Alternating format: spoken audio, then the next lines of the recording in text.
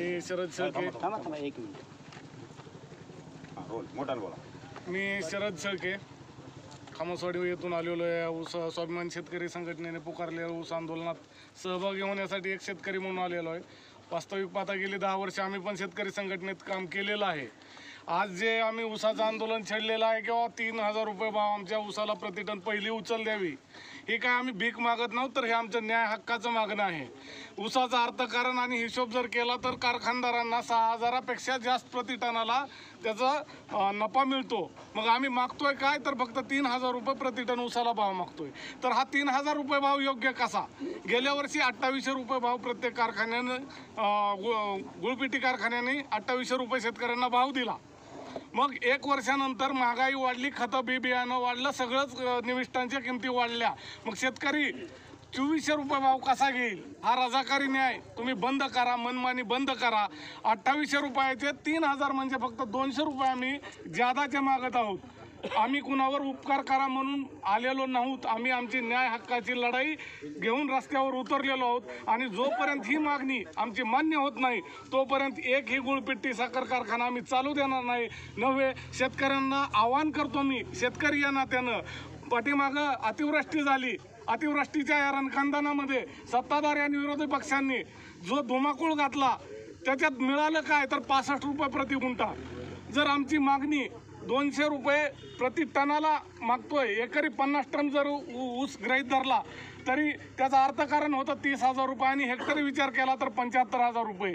तर जे सरकारनं 65 रुपये गुंठा अनुदान दिलंय त्याचा विचार केला, आम्ही न्याय हक्कासाठी जर रस्त्यावर उतरलो तर आम्हाला 750 रुपये प्रति गुंठा स्वतःच्या हक्काचे मिळतील, कुणाच्या भिकेचे नाही. आणि कुणाच्या दारात रांग लावून उभं राहायची गरज होणार नाही.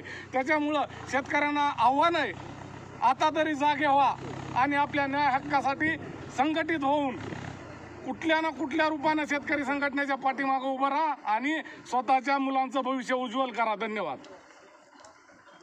म्हणायचं, गेल्या वर्षी ह्यांनी 2700, 2800, 3000पर्यंत गेलेत आणि यंदा ह्यांनी 2400 रुपये ह्यांची बैठक घेऊन गुळपिट्टी साखर कारखानदाराची संस्थेनं बैठक घेऊन ह्यांनी ठरवलं की 2400 रुपये भाव द्यायचं. आमचं म्हणणं आहे, आज आम्ही खात्री केली, पेपरला बातम्या वाचल्या की पश्चिम महाराष्ट्रातील वाळवा वाघवाडी कारखाना, ND पाटील कारखाना, गुळपिट्टी कारखाना आहे, त्यांनी पहिला हप्ता 3300 रुपये जाहीर केला आहे. आणि पहिला हप्ता 3300 रुपये जाहीर केला आणि आमच्या इकडले गुळपिट्टीवाले काय लाकडं घालतात का हो, आणि ती ऊस घालतात. ह्याही कारखान्याने पहिला हप्ता, आमचं म्हणणं आहे की 3000 रुपये द्यावा, कमीत कमी 3000 रुपये तर द्या. बाहेरचे गुळपिट्टीवाले 3300 रुपये दिले. 1 टनापासून 1.5 क्विंटल गुळपिट्टी पावडर व्हायली.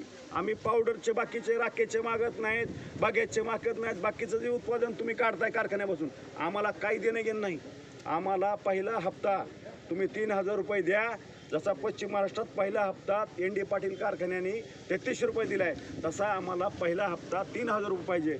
आणि हमी भाव 3300, 3500, 50 रुपये द्यावा. एवढी साखर कारखान्याला विनंती. तुम्ही जर नाही दिला कारखाना, तुम्ही जर आमचा ऊसाला भाव नाही दिला तर आम्ही अजिबात कारखाने चालू देणार नाहीत. आम्ही तुमच्या दारात बी येणार नाहीत, हाणणार मारणार नाहीत, पण आम्ही ऊस तुम्हाला देणार नाहीत. आम्ही एकदम शांततेच्या मार्गाने आंदोलन करू. आणि आमचा परत एकदा विनंती, आम्हाला ऊसाला पहिला हप्ता 3000 रुपये द्यावा, ही नम्रतेची विनंती आहे. बिल 15 दिवसात द्यावे सांगितले.